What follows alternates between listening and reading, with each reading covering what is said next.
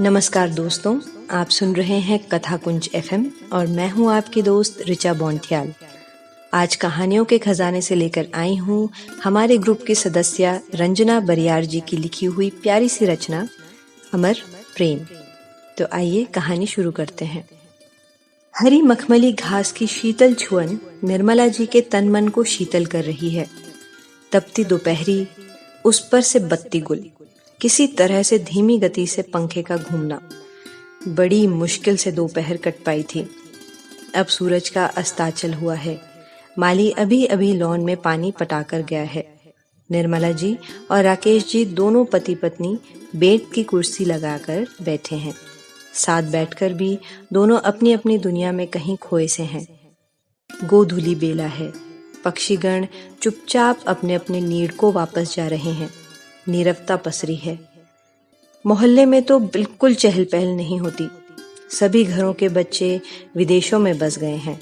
कुछ भारत में हैं, वो भी महानगरों में बसे हैं। माँ बाप की उन्हें शायद ही याद आती है। विदेश वालों के तो कोरोना के बहाने हैं। 2 वर्षों से यह बहाना कारगर है। बहरहाल सभी माता पिता सेवानिवृत्त एकाकी जीवन जीने को विवश हैं। अचानक फाटक खुलने की आवाज आई। दोनों ने पीछे मुड़कर देखा। एक अधेड़ उम्र की महिला, मैली कुचैली साड़ी पहने, कंधे पर एक गठरी टांगे, फाटक खोलकर इनके तरफ ही आ रही है। ये कौन महिला है जो इतने विश्वास के साथ हमारी ओर चली आ रही है?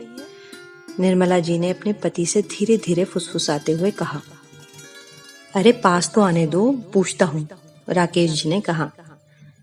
हाँ वो है, पर आज के आपराधिक युग में बहुत तरह की वारदातें हो रही हैं।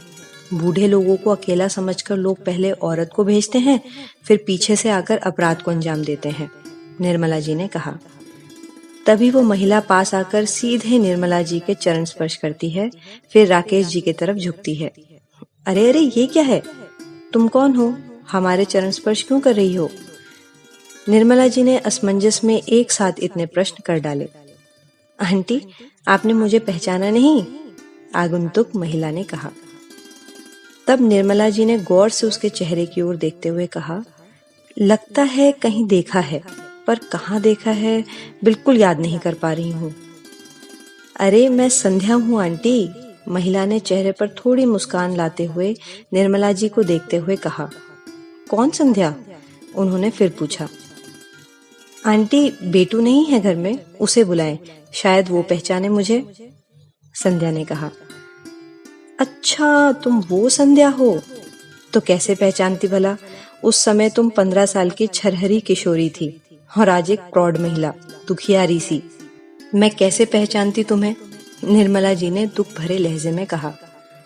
अच्छा सुनो, तुम अपने कमरे में जाकर अपनी गठरी रखो, फिर चाय बनाकर पी लो, कुछ नमकीन वगैरह लेकर। सब कुछ पहले ही जैसा है, तुम्हें दिक्कत नहीं होगी, निर्मला जी ने संध्या को प्रेम से निर्देश देते हुए कहा। 30 वर्ष पहले संध्या निर्मला जी के घर आया का काम करती थी। जब आई थी तब बेटा हर्षित मात्र 1 वर्ष का ही था। 5 वर्षों तक वो साथ रही। बेटे की सारी देखभाल संध्या के जिम्मे ही थी। कार्यालय जाने के पहले तक जितने काम हो पाते निर्मला जी ही करती, बाकी सब संध्या के जिम्मे होता। माता पिता हर्षित को बेटू कहते, तब उसने भी बेटू कहना शुरू कर दिया। बेटू शब्द सिर्फ शब्द ही नहीं था, वो बच्चे को कुछ हद तक बेटे की तरह ही प्यार करती थी। इस कारण निर्मला जी और राकेश जी दोनों उससे स्नेह करते थे। हर्षित को घुमाने के बहाने वो सारा मोहल्ला घूमती। निर्मला जी से अधिक जानने वाले लोग संध्या के ही थे।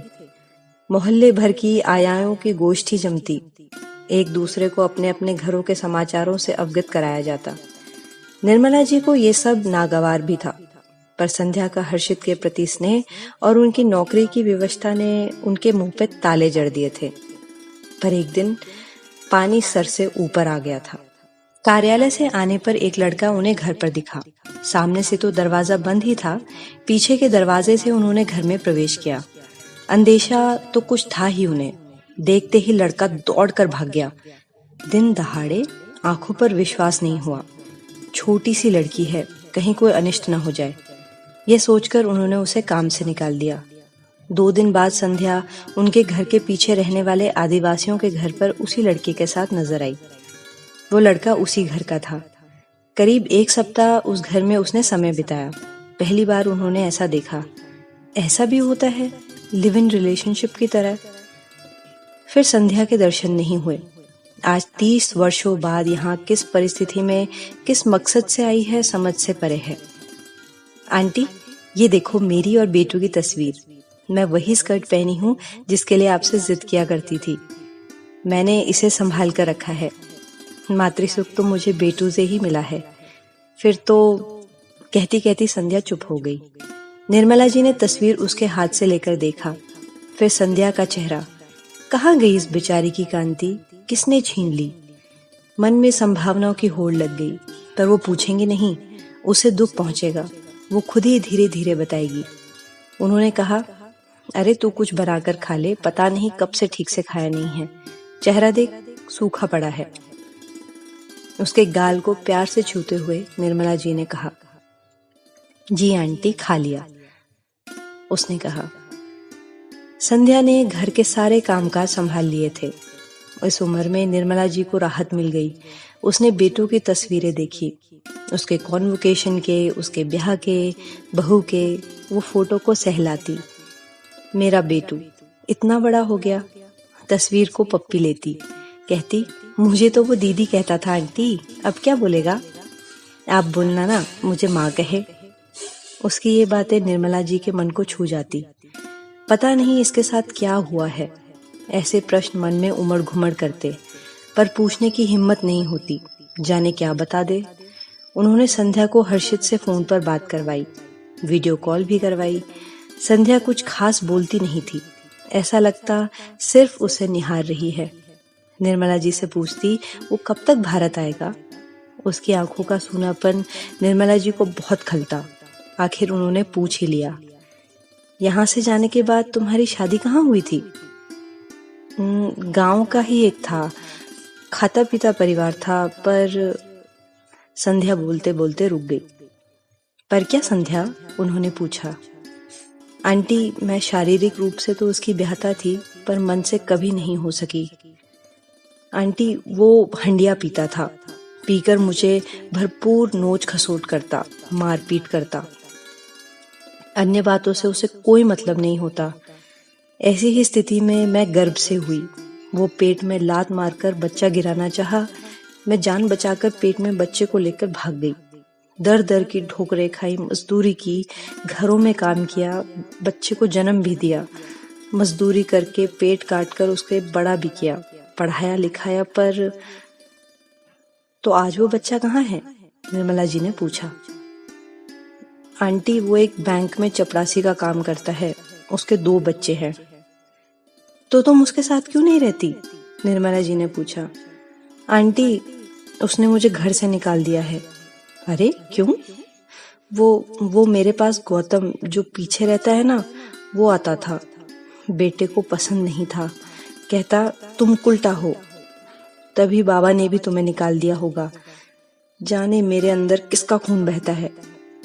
ये सब सुनकर मेरा दिल चकनाचूर हो गया। आंटी, मैं घर छोड़कर यहाँ आ गई बेटू से मिलने। संध्या ने रोते रोते कहा। ये वही गौतम है जिससे तुम्हारी दोस्ती थी? जी आंटी। तो अब तुम मुझसे क्यों मिलती हो, जब उस वक्त उसने तुमसे शादी नहीं की?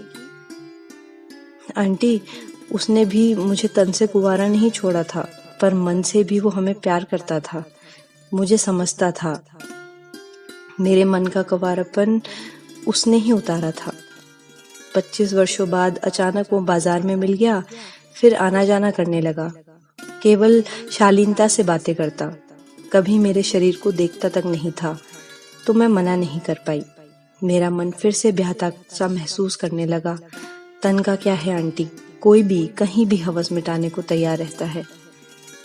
एक सांस में संध्या ने सब कह दिया। निर्मला जी उसकी बातें सुनकर मोम की तरह पिघलने लगी। अब तू कहीं नहीं जाएगी, यहीं मेरे पास रहेगी। बेटू अगले महीने आने वाला है बहू को लेकर। वो तेरे भी बेटे बहू हैं? हाँ, बेटू की एक बहन भी है, वो भी आने वाली है। तू इन दोनों की मासी माँ है। निर्मला जी ने हर्षित को संध्या की सारी कहानी बताई। हर्षित ने बैंक में खाता खुलवाकर संध्या को पैसे भेजना शुरू कर दिया। हर्षित और बहू ने एयरपोर्ट से निकलते ही अपने मम्मी पापा के चरण स्पर्श किए। बगल में सिमटी सी खड़ी संध्या माँ के भी चरण स्पर्श किए। संध्या ने दोनों को गले से लगा लिया, पेशानी चूमी, अश्रुधारा बहने लगी। तो दोस्तों, ये थी आज की सुंदर कहानी। उम्मीद करती हूँ आपको कहानी बहुत पसंद आई होगी। यदि आप चैनल पर नए हैं तो चैनल को सब्सक्राइब करना ना भूलिएगा। अब अपनी इस दोस्त ऋचा को दीजिए इजाजत। जल्द ही फिर हाजिर होंगी एक नई कहानी के साथ।